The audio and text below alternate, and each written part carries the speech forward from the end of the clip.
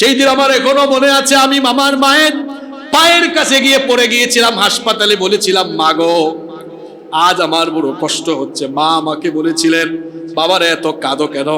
বললাম মা আমি জীবনে কোনোদিন লেবার রুমের পাশ দিয়ে যাওয়ার আমার সুযোগ হয় নাই, কিন্তু আজকে আমি লেবার রুমের পাশ দিয়ে যখন গিয়েছি এত জোরে জোরে চিৎকার শুনেছি। আরে 30 বছর আগে যখন জন্ম দিয়েছ তখন তো হাসপাতালেও আসো নাই, জানি না ঘরের ভেতরে পেটের ভেতর থেকে বের হওয়ার সময় তুমি না জানি কত চিৎকার করেছো, কষ্ট দিয়েছো। এইরকম করে সন্তানকে যখন মা জন্ম দেয়, জিহাদের ময়দানে মুজাহিদরা শহীদ হওয়ার সময় গলা কাটলে, হাত কাটলে, বুক চিল্লে যেমন রক্তের নদী প্রবাহিত হয়ে যায়, আমাদের মা আমাদেরকে জন্ম দিতে গিয়ে এইভাবে করে 1 বালতি 2 বালতি পরিমাণ রক্তের নদী প্রবাহিত করে দিয়েছে। আমি ডাক্তারের চেম্বারের সামনে দিয়ে যাচ্ছিলাম, চিৎকার শুনে শুনে যাচ্ছিলাম। আমি জানতাম না এখানে যে ডেলিভারির মায়েরা আছেন। ডাক্তারের চেম্বারে গিয়ে বললাম ভাই আসার সময় মহিলাদের চিৎকার শুনলাম, কোন ধরনের মার্ডার কেস কিংবা জটিল কোনো রোগী এখানে এসেছে নাকি? কই হুজুর এটা তো জটিল কোনো রোগী না, যে সাইড দিয়ে হেঁটে আসছেন এখানে নরমাল ডেলিভারির রোগীরা থাকে। এই কথা বলা মাত্র যখনই আমি শুনেছি অঝোর ধারায় আমার চক্ষু থেকে পানি বের হয়েছে। আসার সময় যখন আমি আসতেছিলাম ইচ্ছা করে আমি 1টা মিনিট দাঁড়াইছিলাম। আমি ইচ্ছা করেই সেদিন দাঁড়িয়েছিলাম এই জন্য যাতে করে আজ থেকে 30-35 বছর আগে সেই চিত্রটা কিছুটা হলেও একটু যেন ফিল করতে পারি। আসার সময় 1টা মিনিট দাঁড়ায় থাকার মতো অবস্থা আমার হয় নাই। একটু পরপর যখন চিৎকার শুনেছি এক একজন মা সন্তান জন্ম দিতে গিয়ে যে চিৎকারটা মারে, আমি সেদিন অনুধাবন করেছি যদি আমাদের উপরে পাহাড় চাপায়া দেওয়া হয় এরপরেও হয়তো আমরা এত জোরে চিৎকার পারবো না। রাত 1টা হয়, 2টা হয়, 3টা হয়, একটা মানুষ কিন্তু অপেক্ষা করে না। কিন্তু যতক্ষণ পর্যন্ত বাড়ি কিংবা আমি চট্টগ্রামের বাইরে অন্যান্য বিভাগে সফরে গেলে হোটেল পর্যন্ত এসে ফোন না দেই ততক্ষণ পর্যন্ত আমার মাকে আমি কোনোদিন ঘুমাইতে দেখি নাই। আমি যখন বাড়ি যেতাম, সর্বশেষ 2 নভেম্বর আমি বাড়ি গিয়েছিলাম। আমি এক জায়গায় মাহফিল করলাম, মাহফিল শেষ করে আমি রাত 1:30টায় বাড়ি গিয়েছি। এটা তো অনেক কম সময় 1:30টা। আমার এখনো মনে আছে সর্বশেষ গত রমজানের আগে ওই মৌলভীবাজার, সুনামগঞ্জ, হবিগঞ্জ, সিলেটে গেলে সাধারণত আমি বাড়িতেই থাকি। রাত 2টা 3টা কনকনে ঠান্ডা পড়ে, কুয়াশা 1 হাত দূরে, কিচ্ছু দেখা যায় না। আমাদেরকে যারা দাওয়াত করে 100 জনের মধ্যে 99টা মানুষ পৃথিবীতে স্বার্থপর। যাওয়ার আগে 100 বার ফোন দেয়, এমনকি যাইতে দেরি হইলে হুজুর বাদ দিয়ে আব্বাও ডাকে ফেলে। মানুষের মধ্যে এমন আগ্রহ থাকে। এরপরে যখন বিদায় দেয়, এটা বাড়ি পৌঁছাইলো না রাস্তায় চাকার নিচে মরে পড়ে গেল, এটা শতকরা 1-2 জনের বেশি খবরও নেয় না। কেউ খবর নিকার না নেই, কিন্তু মা নেয়। আমি গত জুমায় আসলে জুমার সকল প্রস্তুতি সম্পন্ন করেও জুমার সালাতে আসতে পারিনি। আপনারা ইতিমধ্যে জেনেছেন যে গত জুমাবারে সকাল 9টায় আমার মা আল্লাহর জিম্মায় চলে গিয়েছেন। তো সে কারণে আমি সরাসরি আমার অফিস থেকে আমি সিলেটের উদ্দেশ্যে রওনা দিয়েছি। আমি আজকেই সিলেট থেকে এসেছি। তো আসলে হয়তো বা আমার জন্য প্রতিটি জুমা অনেক বেশি বেদনাদায়ক হবে, কারণ হয়তো জুমার দিন আসলেই আমার মায়ের কথা মনে পড়বে। আর পৃথিবীতে প্রতিটি সন্তানের জন্য তার মা বাবার মতো আপন অন্য কেউ কখনো হবে না, হতে পারেও না। তো আমি আসলে অত্যন্ত ব্যথাতুর হৃদয়ে এবং খুব ভারাক্রান্ত হৃদয় নিয়ে আজকে এখানে হাজির হয়েছি, কারণ গত জুমায়ও এই সময়ে আমি আমার মায়ের জানাজার উদ্দেশ্যে রওনা করেছিলাম। এবং সবচেয়ে আশ্চর্যের ব্যাপার হলো ওই সময়ে আসলে কেন জানি মনে হয় যে সময়ও কেউ আটকে রেখেছে, সময় ফুরায় না, সময় যায় না। সম্মানিত মুসল্লিয়ানি কেরাম, পৃথিবীতে মানুষের অস্তিত্বের জন্য আল্লাহর পরে যাদের কাছে আমরা সবচাইতে বেশি ঋণী তারা হচ্ছেন আমাদের বাবা এবং মা। কারণ তারা আমাদেরকে জন্ম দেওয়ার পরে আমাদেরকে অসীম স্নেহ, মমতা, ভালোবাসা দিয়ে লালন পালন করেছেন, প্রতিপালন করেছেন। তাদের স্নেহ, মমতা, ভালোবাসা পেয়েই কিন্তু আমরা বড় হয়েছি। মা বাবা হচ্ছেন প্রত্যেকটি সন্তানের জন্য ছায়াস্বরূপ। মা বাবা যখন থাকে না তখন বোঝা যায় যে মাথার উপরে যেন তখন ছায়াও হারিয়ে যায়। এজন্য যাদের মা বাবা আছেন তাদের কাছে এখনো জান্নাত আছে, তাদের জন্য জান্নাতে যাওয়া বড় সহজ। হক হচ্ছে দুই প্রকার, একটা হচ্ছে হাক্কুল্লাহ, আরেকটি হচ্ছে হাক্কুল ইবাদ। আল্লাহর হক হলো বান্দার উপরে, আল্লাহর হক হলো, বুখারীতে হাদিস এসেছে, আইয়াবুদুহু ওয়ালা ইউশরিকু বিহি শাইআ। বান্দার উপর আল্লাহর হক হলো যে বান্দা একমাত্র আল্লাহর ইবাদত করবে, আল্লাহ ছাড়া আর কারো ইবাদত করবে না। এই যে আমরা সলাতে হাজির হলাম, নামাজে আসলাম, এখানে ইবাদত হবে কার? আল্লাহর। রমজান মাসে রোজা রাখি, ইবাদত করি কার?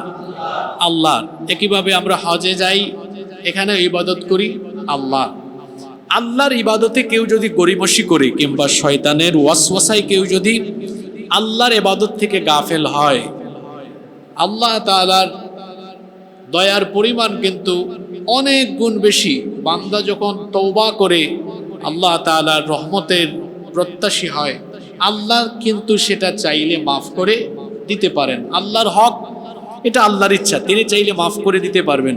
কিন্তু হাক্কুল ইবাদ, বান্দার হক যেটা আছে, এটা আল্লাহ তাআলা মাফ করেন না ততক্ষণ, যার সাথে সংশ্লিষ্ট বিষয়টা ওই বান্দা আপনাকে মাফ করবে না যতক্ষণ, অথবা তার হক আপনি তাকে ফিরিয়ে দিবেন না যতক্ষণ, আল্লাহও আপনাকে মাফ করবেন না ততক্ষণ।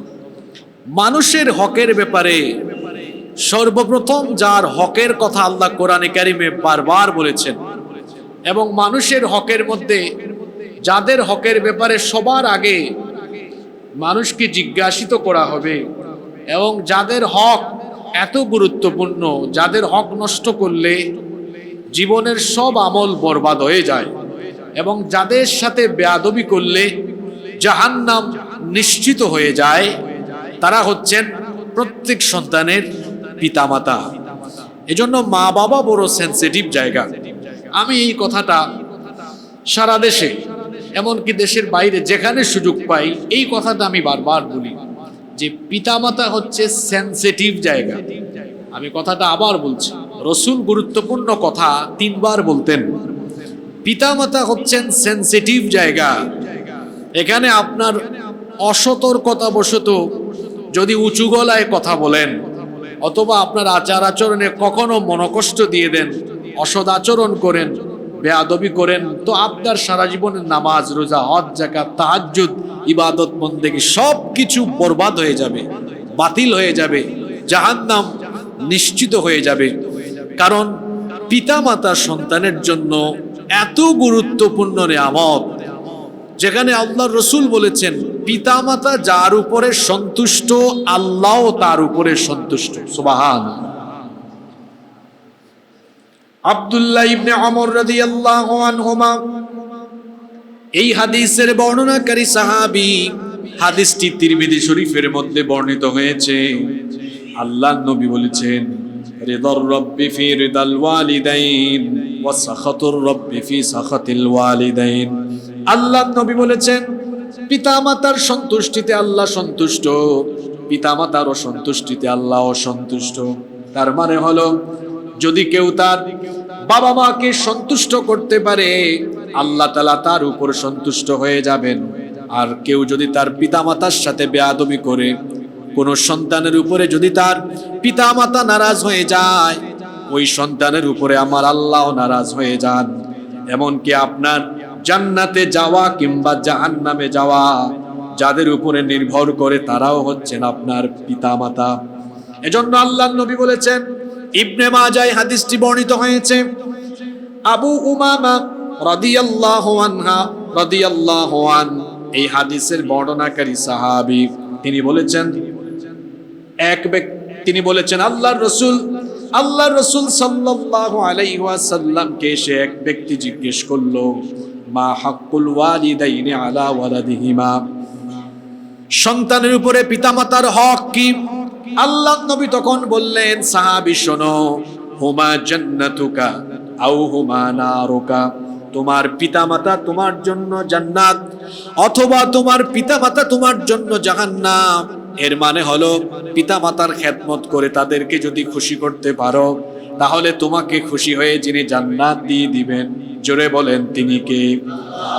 আবার পিতামাতাকে কেউ যদি নারাজ করে ফেলে, জাহান্নাম তার জন্য অবধারিত হয়ে যাবে, জাহান্নাম তার জন্য ওয়াজিব হয়ে যাবে।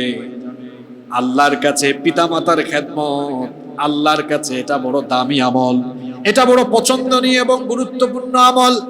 আব্দুল্লাহ ইবনে মাসউদ রাদিয়াল্লাহু আনহু হাদিসটি বর্ণনা করেছেন, তিরমিজিতে হাদিসটি এসেছে। এক লোক এসে আল্লাহর নবীকে জিজ্ঞেস করলো, আইয়ুল আমালি আফদালু ইলাল্লাহ, আল্লাহর কাছে সবচাইতে উত্তম আমল কোনটি? আল্লাহর নবী তখন বললেন, as-salatu limawaaqitiha, 5 ওয়াক্ত যথাসময়ে নামাজ আদায় করা, এটা হচ্ছে আল্লাহর কাছে সবচাইতে পছন্দের কাজ। সাহাবী জিজ্ঞেস করলেন, সুম্মা আই, অতঃপর কোন কাজটি আল্লাহর কাছে সবচেয়ে পছন্দনীয়? আল্লাহর নবী তখন বললেন, বিররুল ওয়ালিদাইন, পিতামাতার সাথে সদাচরণ করা, এটাও আল্লাহর কাছে পছন্দনীয়। পিতামাতার সাথে কেউ যদি অসদাচরণ করে, এটা এত বড় মাপের কবিরা গুনাহ, বড় বড় যত কবিরা গুনাহ আছে, শিরকের পরেই হচ্ছে পিতামাতার অবাধ্যতার কবিরা গুনাহ। এজন্য আল্লাহর নবী সাহাবীদেরকে একদিন ডেকে বললেন, আলা উনাব্বিউকুম বিআকবারিল কাবাইর, আমি কি তোমাদেরকে বড় বড় কবিরা গুনাহ সম্পর্কে সাবধান করব না? আমি কি তোমাদেরকে বড় বড় কবিরা গুনাহ সম্পর্কে সচেতন করব না? আল্লাহ রাসূলের সাহাবীরা বললেন, অবশ্যই। আল্লাহর নবী তখন বললেন, সবচাইতে বড় কবিরা গুনাহ হলো আল ইশরাকু বিল্লাহ, আল্লাহর সাথে শিরক করা, এটা হচ্ছে সবচাইতে বড় কবিরা গুনাহ। ওয়া উকুকুল ওয়ালিদাইন, আল্লাহর সাথে শিরক, এটা সবচেয়ে বড় কবিরা গুনাহ। এরপরেই সবচেয়ে বড় যে কবিরা গুনাহ, সেটা হলো পিতামাতার অবাধ্য হওয়া। কেউ যদি তার পিতামাতার অবাধ্য হয়ে যায়, পিতামাতাকে কষ্ট দিয়ে দেয়, তাহলে আল্লাহ তাআলা ওই ব্যক্তির উপর নারাজ হয়ে যাবেন। তার জীবনের যত আমল আছে, সকল আমলগুলোকে আল্লাহ বরবাদ করে দিবেন। এজন্য আল্লাহ তাআলা সরাসরি কোরআনে কারীমে তার ইবাদতের পরেই যাদের আনুগত্য, যাদের খেদমত করতে হবে, আল্লাহ বলেছেন, আমার ইবাদতের পরে, আমার আনুগত্যের পরে তোমার পিতামাতার তুমি খেদমত করবে। এজন্য রব্বুল আলামিন কোরআনুল কারীমের 17 নম্বর সূরা বনী ইসরাঈলের 23 নম্বর আয়াতে বললেন, ওয়া ক্বাদা রাব্বুকা আল্লা তা'বুদু ইল্লা ইয়্যাহু ওয়া বিল ওয়ালিদাইনি ইহসানা। আর তোমার রবের তরফ থেকে ফয়সালা হয়েছে, তোমার রবের তরফ থেকে এই আদেশ হয়েছে, তোমরা একমাত্র আল্লাহর গোলামি ছাড়া, আল্লাহর ইবাদত ছাড়া অন্য কারো ইবাদত করবে না। আল্লাহর ইবাদতের পরে তোমাদের জন্য দায়িত্ব হলো ওয়া বিল ওয়ালিদাইনি ইহসানা, তোমাদের পিতামাতার সাথে সদাচরণ করা, তোমাদের পিতামাতার খেদমত করা। আল্লাহর ইবাদতের পরে পিতামাতার খেদমত করতে হবে, এই হুকুম যিনি দিয়েছেন, গলার আওয়াজ বড় করে বলেন তিনি কে? এজন্য সাবধান, বাবা এবং মায়ের সাথে কথা বলতে গিয়ে কখনো গলার আওয়াজকে বড় করবেন না, আদবের খেলাফ হয় এমন কোনো কাজ করবেন না। পিতামাতা বড় সেনসিটিভ জায়গা। বাবার সাথে উঁচা গলায় কথা বলার আগে চক্ষু বন্ধ করে জন্মের পরে আপনার অসহায়ত্বের সময়ের কথা আপনি মনে করবেন। যারা বিয়ে করেছেন তারা এই বিষয়টা সবচেয়ে বেশি অনুধাবন করতে পারেন। আপনার সন্তান জন্মের পরে তার প্রতি আপনার কত মায়া, কত মমতা। একটু অসুস্থ হলে পরে তাকে নিয়ে হাসপাতালে দৌড়ান। আপনার বাচ্চা রাতের বেলা কান্না করলে আপনার খারাপ লাগে না, সাথে সাথে ঘুম থেকে উঠে আপনি আপনার সন্তানকে কোলে নিয়ে ঘুম পাড়ান। তো এখন আপনার বুড়া বাবা ঘরের মধ্যে থাকে, বয়স্ক মানুষ, অসুস্থতার কারণে রাতের বেলা ঘুমাতে পারে না, একবার লাইট জ্বালায় আরেকবার লাইটের সুইচ বন্ধ করে। আপনার এটা ভালো লাগে না, পাশের রুম থেকে আপনি নানা কিছু বলা বলি করেন। কই আপনি যখন ছোট ছিলেন আপনার বাবা তো কোনোদিনও আপনার উপর অসন্তুষ্ট হয়ে গালি দেয় নাই, বকাও দেয় নাই, বরং যখনই আপনার ঘুম ভেঙেছে সাথে সাথে আপনাকে কুলে নিয়েছে। বাবার সাথে কথা বলার আগে, বেয়াদবি করার আগে সেই অসহায়ত্বের সময়ের কথা মনে করবেন। আপনি যখন খুব ছোট ছিলেন আপনার বাবা আপনাকে মুখে তুলে তুলে খাবার দিয়েছেন। এমনকি যখন ঈদের সময় এসেছে আপনার বাবার কাছে পয়সা ছিল না, টাকা ছিল না, সেই ছোটবেলায় আপনার কত বায়না ছিল, কত রকমের দাবি আপনার বাবার কাছে ছিল। বাবা এই ঈদে আমাকে পাঞ্জাবি কিনে দিতে হবে, শার্ট কিনে দিতে হবে, ফতোয়া কিনে দিতে হবে, এই ড্রেসটা কিনে দিতে হবে। এই রকম কত রকমের দাবি ছিল, কত রকমের অনুরোধ ছিল। আপনার বাবার কাছে টাকা ছিল না, পয়সা ছিল না। আপনার বাবা নিজে ছেঁড়া কাপড় পরিধান করত, ছেঁড়া লুঙ্গি, ছেঁড়া শার্ট, ছেঁড়া জামা কাপড় পরে। কিন্তু ঈদের সময় আপনার মনটা যেন খারাপ না হয় সেই জন্য পাশের বাড়ির অন্য কোনো মানুষের কাছে গিয়ে হাতটা পেতে দিয়েছে, ভাই আমার বাচ্চাটা ঈদের দিন মনটা যেন খারাপ না করে, এজন্য তোমার কাছে হাত পেতেছি, আমাকে কিছু টাকা ধার দাও, সময় মতো দিব। এভাবে করে ধার এনেছে, কিংবা কারো কাছে জোর জবরদস্তি করে অনুরোধ করে টাকা এনে ঈদের দিন আপনাকে কিন্তু নতুন কাপড় পরিধান করিয়েছে, নিজে আবার ছেঁড়া কাপড় পরিধান করে ঈদগাহে কিংবা ঈদের নামাজে এসে হাজির হয়েছে। সেই বাবার সাথে কথা বলার আগে, উঁচা গলায় কথা বলার আগে, সেই বাবার সাথে বেয়াদবি করার আগে সেই অসহায়ত্বের সময়গুলোর কথা আপনি মনে করবেন। অনেকের বাবা আছে অসুস্থ, চিকিৎসা করায় না।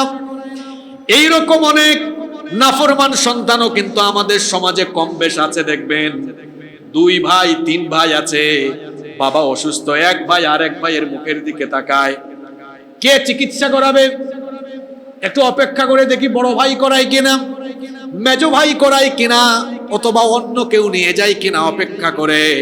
আরে নাফরমান সন্তান, তুমি যখন ছোট ছিলে তোমার অল্প একটু অসুস্থতা হলে তোমার বাপ অপেক্ষা করে নাই দেখি অন্য কেউ এগিয়ে আসে কিনা, নিজে তখন কাঁধের মধ্যে নিয়ে তারপরে আপনাকে নিয়ে দৌড়িয়েছে।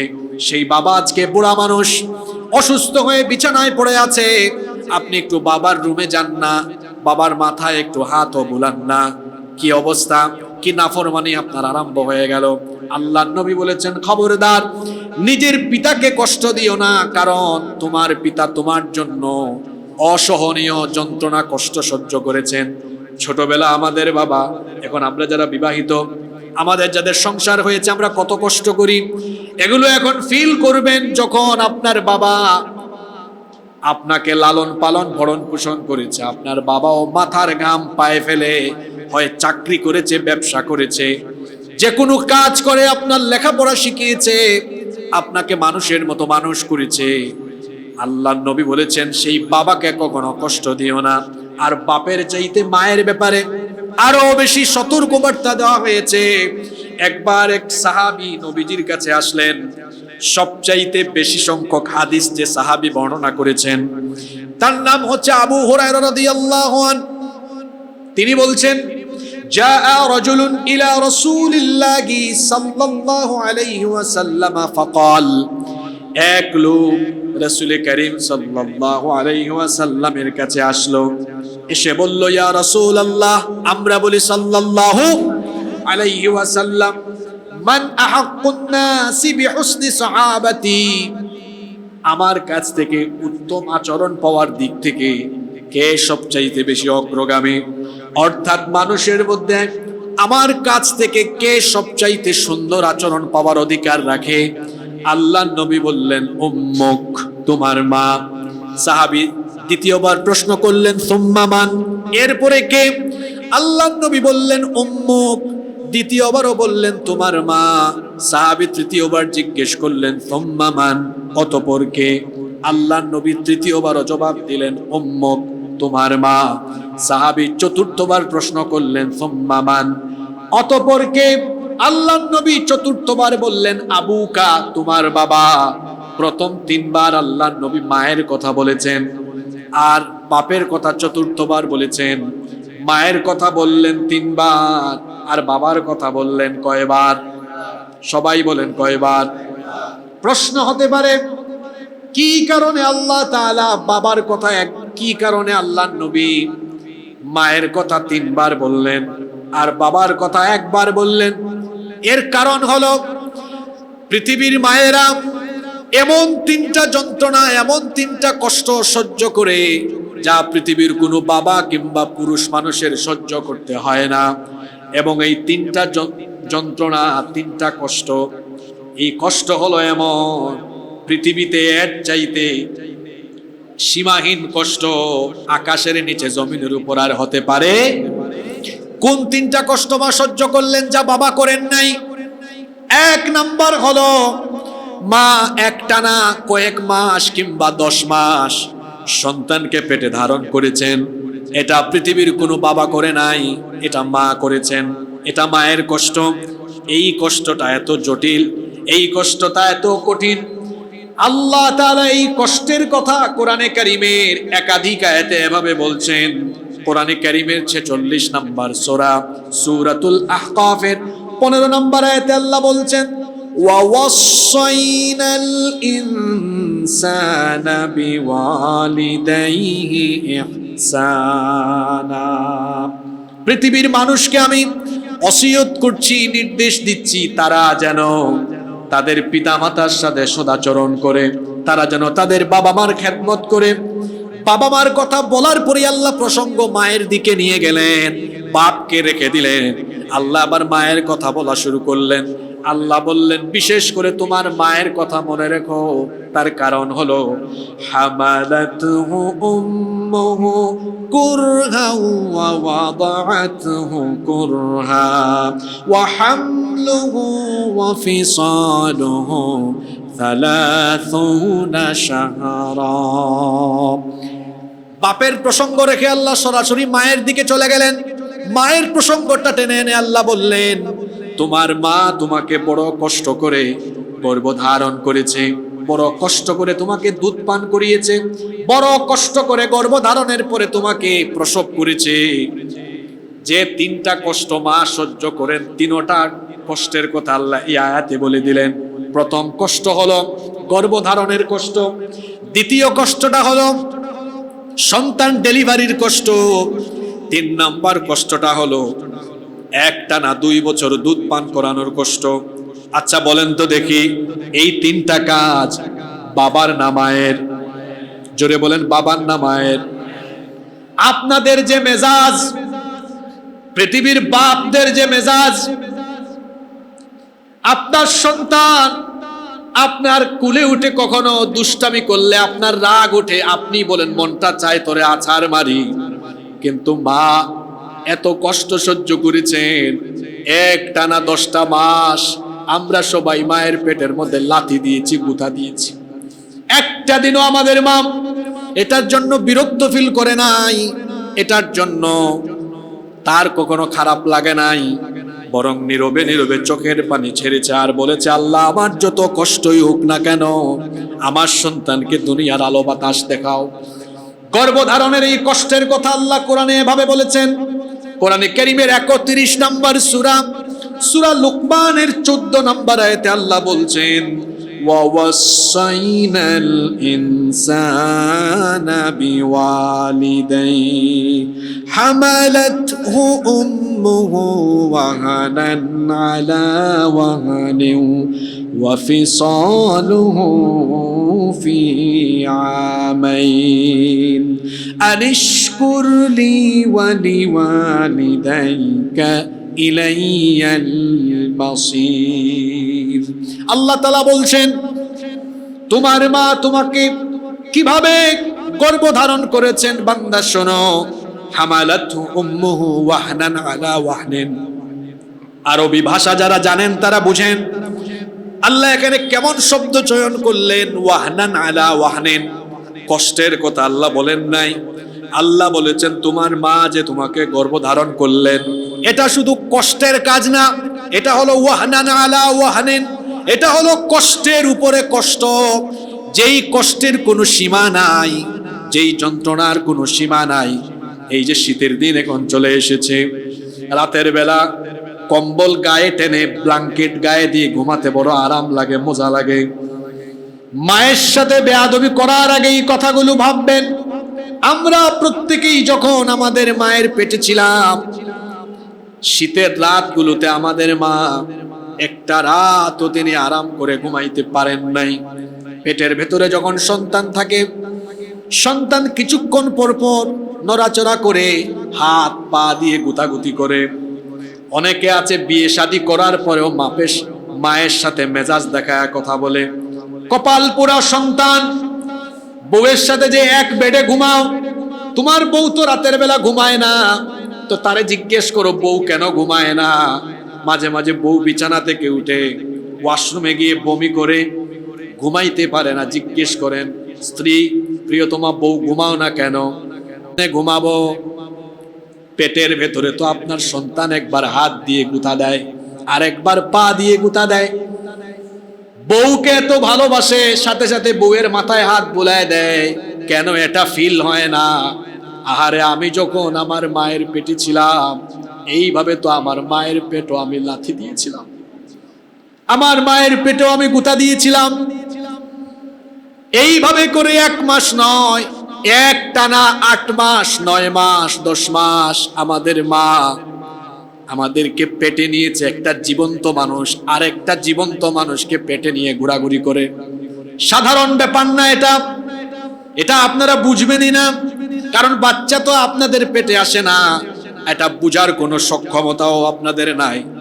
চিন্তা করেন, শুধু একটা জীবন্ত মানুষের পেটের ভেতরে আরেকটা জীবন্ত মানুষ নিয়ে ঘোরাফেরা করা, কি সাংঘাতিক ব্যাপার এটা, কি সাংঘাতিক কষ্টের ব্যাপার। পেটে নিয়ে আমাদের মা রাতের বেলা ঘুমাইতে পারেন না। ঘরের কাজ শেষ করে যখন ঘুমাতে গেলেন, ঘুম আসে না। একটু পর পর সন্তান একবার ডান দিকে লাথি মারে, কখনো আর একবার বাম দিকে লাথি মারে, কখনো বা একেবারে কলিজা বরাবর লাথি মারে। আপনারা তো জানেন সন্তান মায়ের পেটের ভেতরে উল্টা হয়ে থাকে, তো কলিজাটা মানুষের হাড়টা কোন দিকে থাকে বলেন তো দেখি? ঘুমায় গেছেন নাকি? কোন দিকে থাকে? প্রত্যেকটা লাথি মায়ের এই দিকে লাগে, ওই দিকে লাগে। এক একটা লাথির গুতার কষ্ট এমন মনে হয় যেন মায়ের উপরে পাহাড় চাপিয়ে দেওয়া হয়েছে। এই রকম করে যন্ত্রণা আমাদের মা সহ্য করেছেন। এইভাবে করে রাতের পর রাত চলে গিয়েছে। গর্ভবতী মা ঘুমাতে পারে না, চেহারা নষ্ট হয়ে যায়। সন্তান পেটে নিলে শরীর স্বাস্থ্য তখন ভালো থাকে না, ঠিক থাকে না।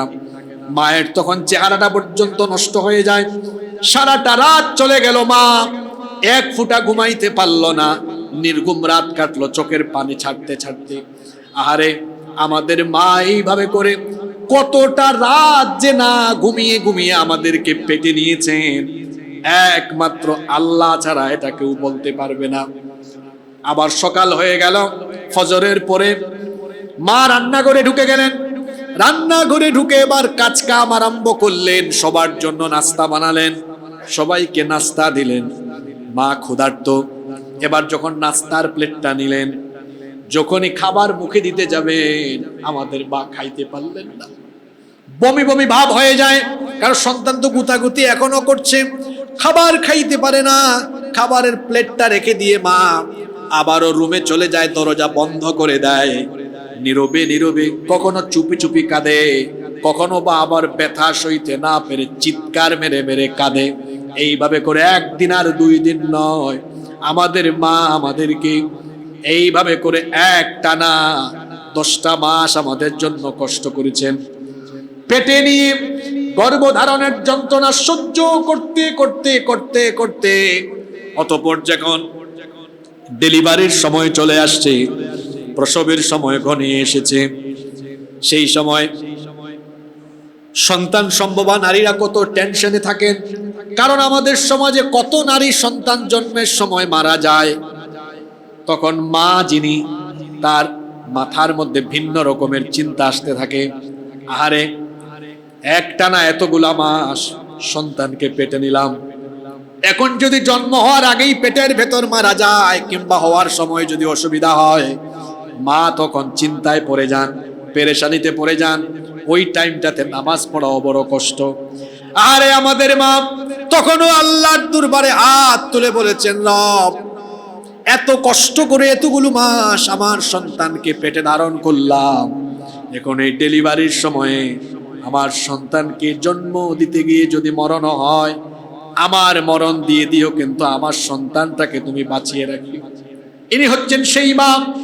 তারপরে ডেলিভারি যখন আরম্ভ হয়, গত 15-20 বছর ধরে তো সিজার আরম্ভ হয়েছে, কিন্তু আমাদের মা, চাচি, দাদিদের জামানায় কোনো সিজার ছিল না। এত কষ্ট সন্তান ডেলিভারি করা, ডেলিভারির সময় এত কষ্ট, ডেলিভারির সময় এত যন্ত্রণা, যখন বেদনা আরম্ভ হয়ে যায় মনে হয় যেন সারা দুনিয়ার কষ্ট তখন মায়ের, গর্ভবতী মায়ের আরম্ভ হয়ে যায়। বর্তমান চিকিৎসা বিজ্ঞান বলছে একজন মানুষ সর্বোচ্চ 20 থেকে 25 ইউনিট পর্যন্ত ব্যথা সহ্য করার ক্ষমতা রাখে, কিন্তু মা যখন সন্তানকে ডেলিভারি করেন তখন 20 আর 25 নয়, 50 থেকে 55 ইউনিটের ব্যথা সহ্য করেন।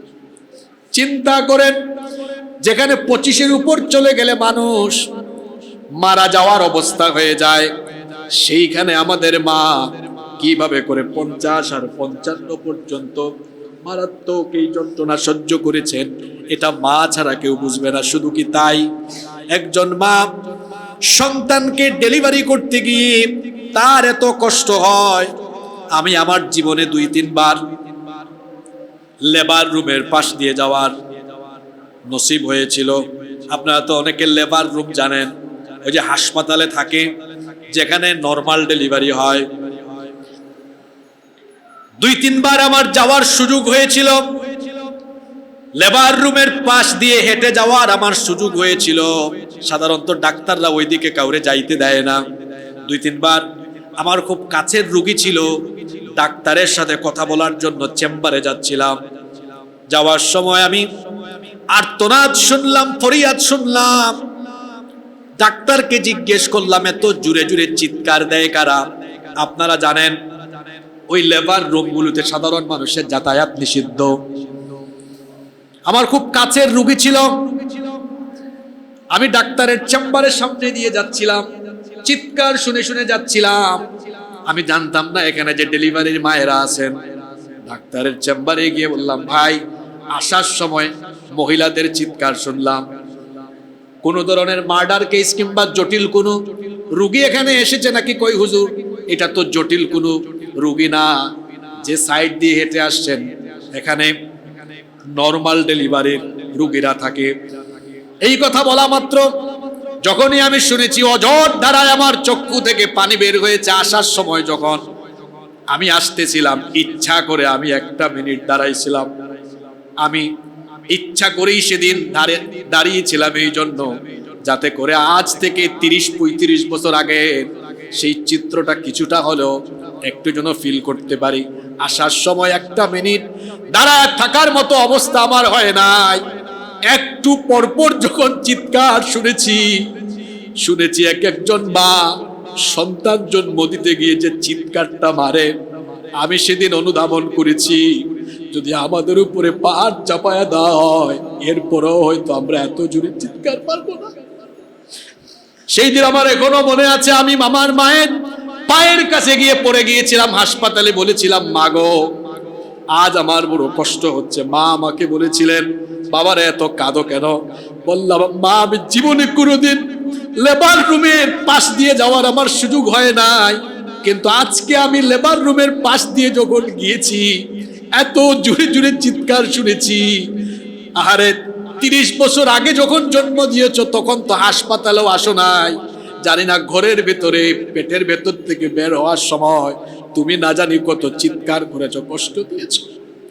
এইরকম করে সন্তানকে যখন মা জন্ম দেয়, জিহাদের ময়দানে মুজাহিদরা শহীদ হওয়ার সময় গলা কাটলে, হাত কাটলে, বুক চিল্লে যেমন রক্তের নদী প্রবাহিত হয়ে যায়, আমাদের মা আমাদেরকে জন্ম দিতে গিয়ে এইভাবে করে 1 বালতি 2 বালতি পরিমাণ রক্তের নদী প্রবাহিত করে দিয়েছে।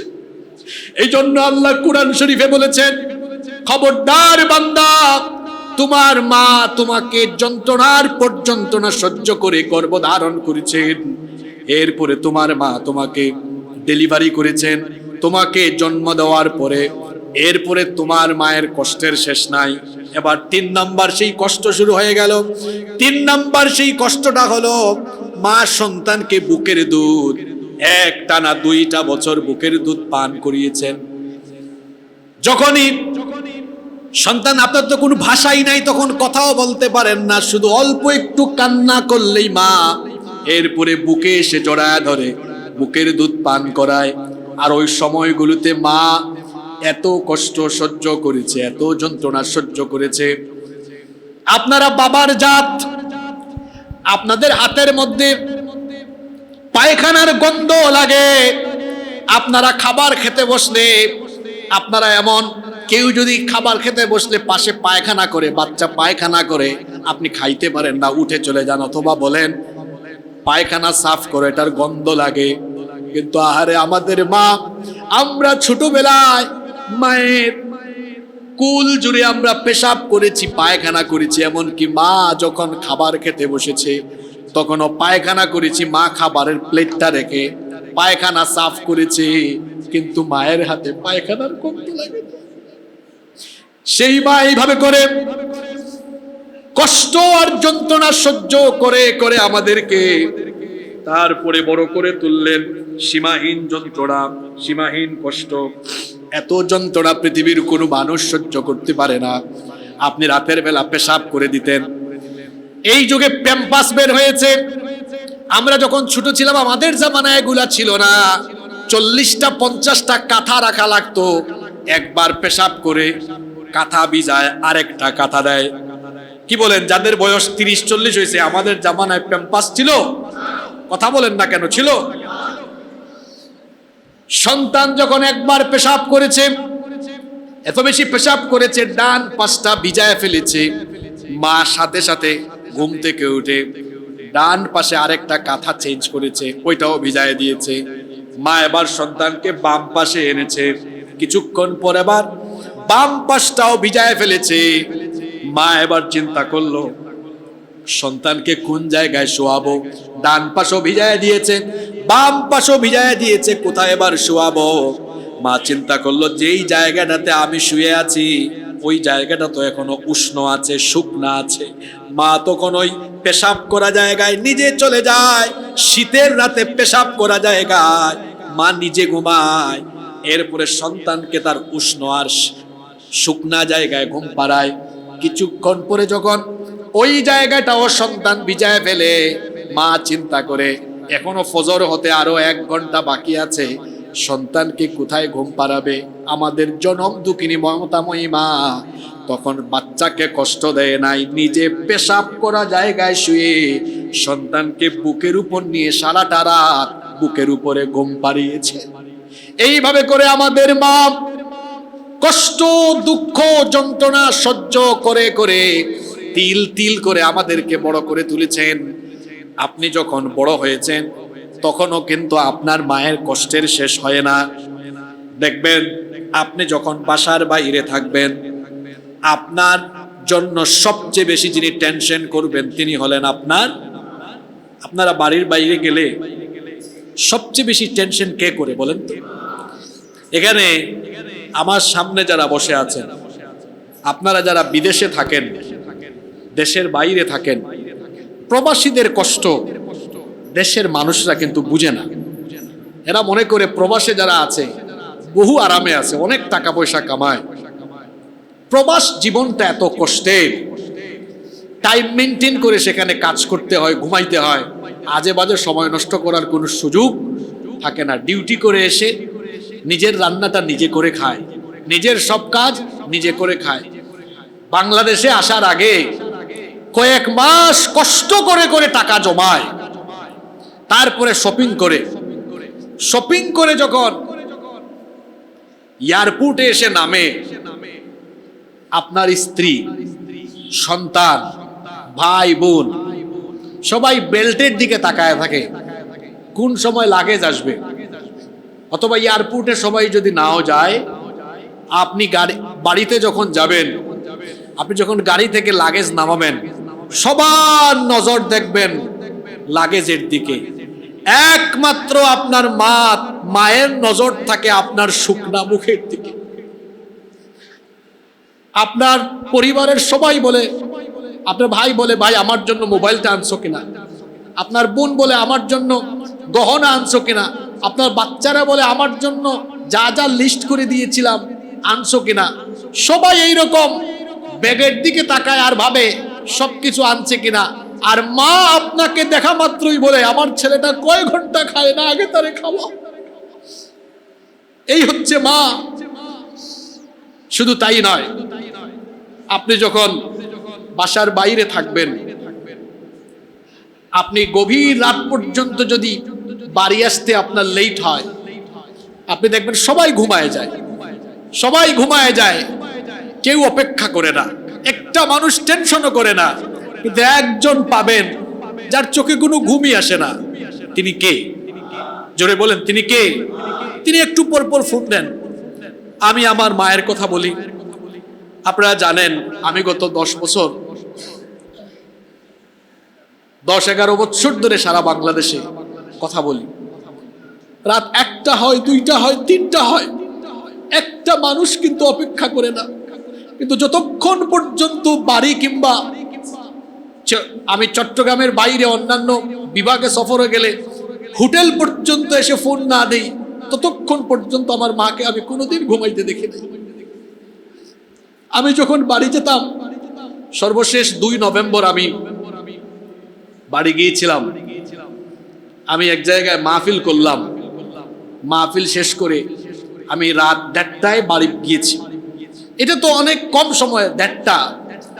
আমার এখনো মনে আছে, সর্বশেষ গত রমজানের আগে ওই মৌলভীবাজার, সুনামগঞ্জ, হবিগঞ্জ, সিলেটে গেলে সাধারণত আমি বাড়িতেই থাকি। রাত 2টা 3টা, কনকনে ঠান্ডা পড়ে, কুয়াশা 1 হাত দূরে, কিচ্ছু দেখা যায় না। আমাদেরকে যারা দাওয়াত করে, 100 জনের মধ্যে 99টা মানুষ পৃথিবীতে স্বার্থপর। যাওয়ার আগে 100 বার ফোন দেয়, এমনকি যাইতে দেরি হইলে হুজুর বাদ দিয়ে আব্বাও ডাকে ফেলে। মানুষের মধ্যে এমন আগ্রহ থাকে।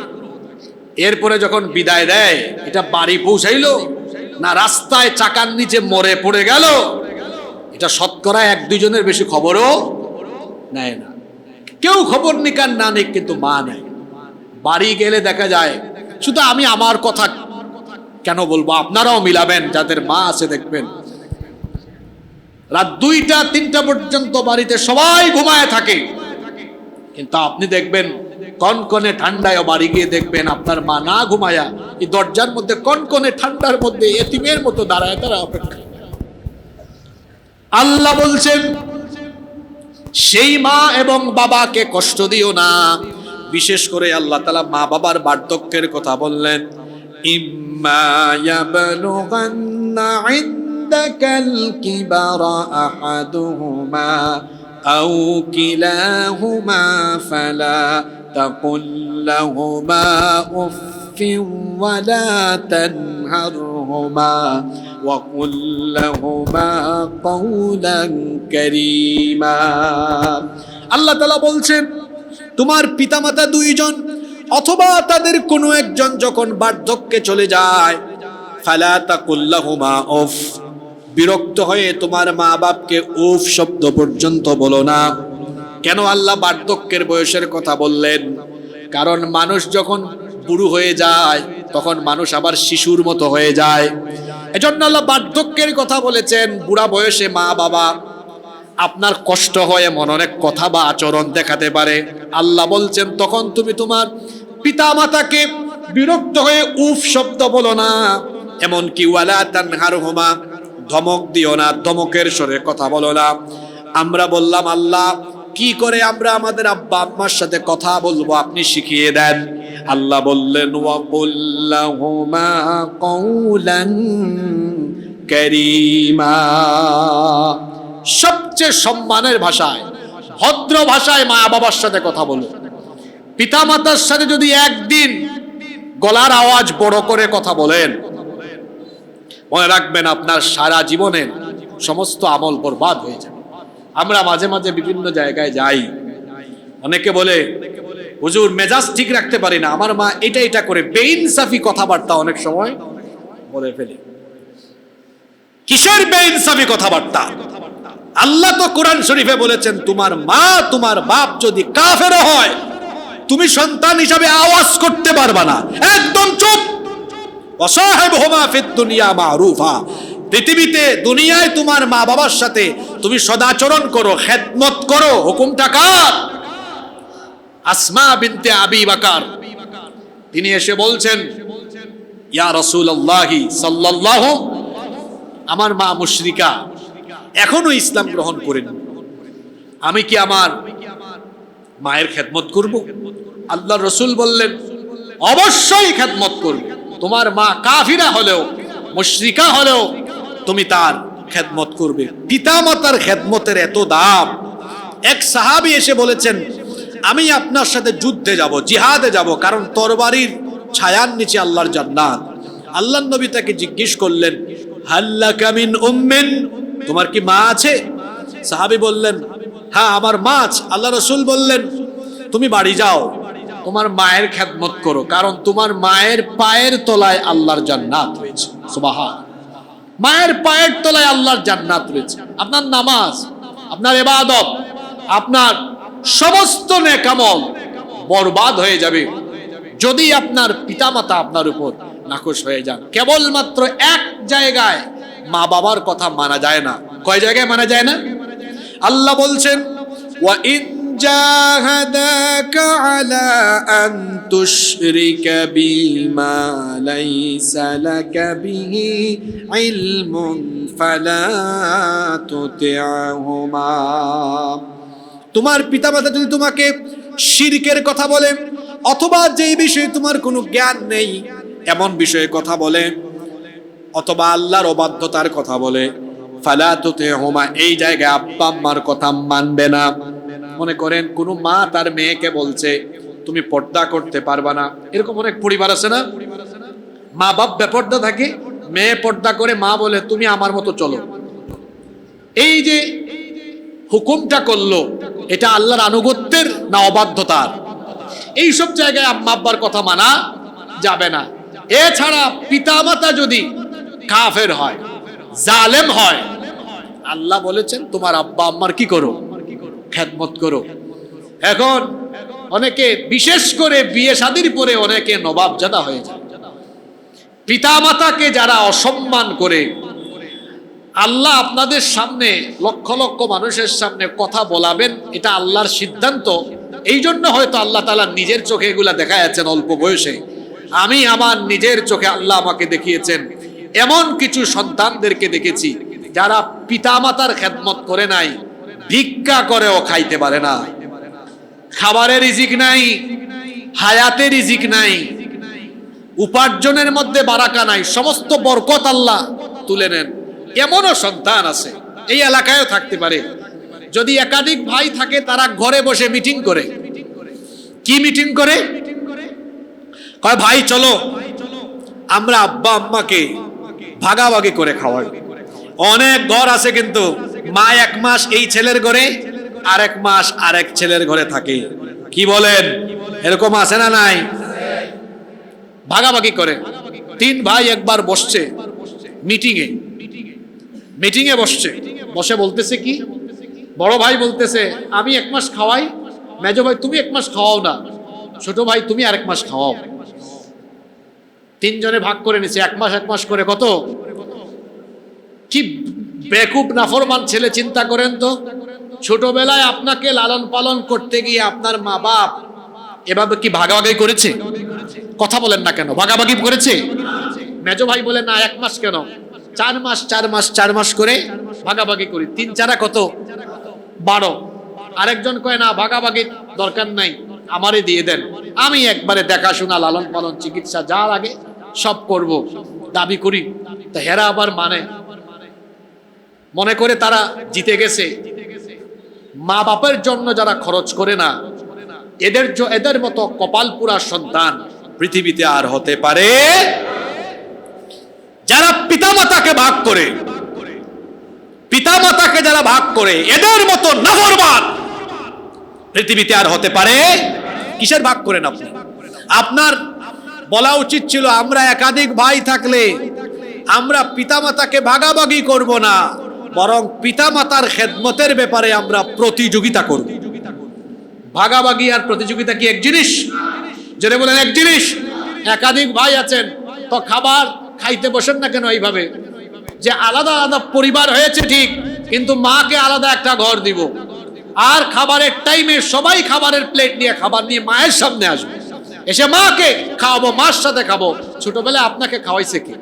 আপনার মা, আপনার বাবা। আপনি এটা পারেন না কেন? আপনি এটা পারেন না কেন? আমি যুবকদেরকে উদ্বুদ্ধ করার ব্যাপারে বলি। আমার মা 2021 সাল থেকে অসুস্থ। আপনারা জানেন আমি ঘন ঘন সিলেট যেতাম, মাহবুব সাহেবও জানেন আমি খুব ঘন ঘন সিলেট যাওয়া আসা করতাম, তিনি এখানেও আসতেন, ঘন ঘন যেতাম। আমার মা যেদিন থেকে অসুস্থ হয়েছে, তিনি খুব জটিল রোগে আক্রান্ত ছিলেন, খুব ব্যয়বহুল চিকিৎসা। আমি আমার ভাইদেরকে ডেকে বললাম আমরা কেউ ভাগাভাগি করে মায়ের চিকিৎসা কোনোদিন করাবো না, আমি একাই দায়িত্ব নিলাম। তবে কাউকে আমি বারণ করছি না, আপনারাও আসবেন, সামিল হবেন, কিন্তু ভাগাভাগি করা যাবে না। অনেক পরিবার আছে, আমি নিজের চোখে দেখেছি, তারা চিকিৎসা ভাগ করে, মা বাপের ওষুধ থাকে না, ওষুধ কিনে দেয় না, খাবার দাবার ভাগ করে, এরকম আছে না নাই? এরকম যদি কেউ করে থাকেন, আজকেই গিয়ে আব্বা আম্মার পা ধরে মাফ চাইবেন। যদি মা বাবা আপনার উপর নারাজ হয়ে দুনিয়া থেকে যায়, আজকে সময় নাই, বললাম না, বিশ্বাস করেন আপনার দুনিয়াও যাবে, আখিরাতও যাবে। আল্লাহ বলছেন তুমি যদি তোমার জীবনে কল্যাণ চাও, আল্লাহ রসুলও বলেছেন যদি তোমার হায়াতে রিজিকে সম্মান চাও, বরকত চাও, পিতামাতার খেদমত করো। 3 জনের দোয়া সরাসরি কবুল হয়। এর মধ্যে একজন হচ্ছেন মা এবং বাবা। অনেকে আছে হুজুরকে হাদিয়া দেয়, হুজুর 50,000 টাকা দিলাম, 1 লাখ টাকা দিলাম, আপনি দোয়া করেন। কোনো হুজুরকে কোনোদিন খাওয়াইয়া আর হাদিয়া দিয়া, আমি আবার বলছি, কোনো হুজুরকে হাদিয়া দিয়ে, টাকা দিয়ে, পয়সা দিয়ে বা অন্যান্য হাদিয়া, পারফিউম দেন আপনারা, এরপরে এটা দেন, ওইটা দেন, এরপরে অনেকে অনেক কিছু দেয়, অনেক কিছু গিফট করে, আপনি মন ভরাইতে পারবেন না। আরে আপনি 50,000 টাকা দিয়েছেন, গতকালকে আরেকজন হুজুরকে 2 লাখ টাকা দিছে, আপনি আজকে 2 লাখ দিয়েছেন, পরশুদিন হুজুরকে একজন 5 লাখ টাকা দিয়েছে, আপনি হুজুরকে নিয়ে খাওয়াইছেন 15 আইটেম দিয়ে, এই 1 সপ্তাহ আগে হুজুরকে একজন 60টা আইটেম দিয়ে খাওয়াইছে।